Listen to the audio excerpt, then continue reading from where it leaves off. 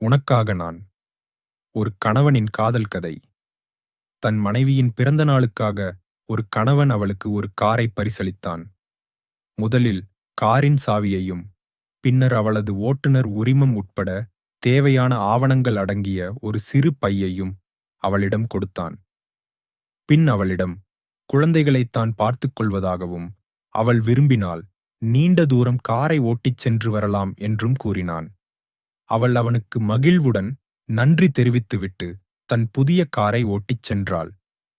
1 kilometre தூரம் செல்வதற்கு உள்ளாகவே சாலையை இரண்டாக வகுக்கும் நடுப்பகுதியில் காரை மோதிவிட்டாள். அவளுக்கு காயம் எதுவும் ஏற்படாவிட்டாலும் கார் ஒடுக்காகிவிட்டது. குற்ற உணர்வு அவளைப் பற்றிக் கொண்டது. அவரிடம் என்ன சொல்வது? அவர் இதை எப்படி எடுத்துக்கொள்வார்? போன்ற கவலைகள் அவளை மொய்த்தன. விபத்து பகுதிக்கு காவல்துறை விரைந்து வந்து சேர்ந்தது.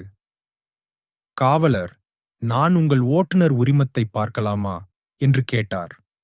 நடுங்கும் கைகளுடன் தன் கணவர் கொடுத்த சிறு பையை அவள் திறந்தாள்.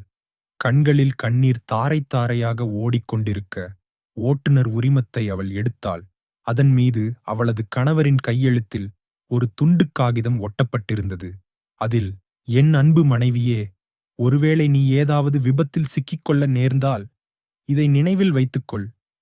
நான் நேசிப்பது உன்னைத்தான், காரை அல்ல, அன்புடன் என்று எழுதப்பட்டிருந்தது. பொருட்களை நேசிக்க வேண்டும், மக்களை பயன்படுத்திக் கொள்ள வேண்டும் என்றில்லாமல் மக்களை நேசிக்க வேண்டும். பொருட்களை பயன்படுத்த வேண்டும் என்று புரிந்து வைத்திருப்பவர்கள் பாக்கியசாலிகள்.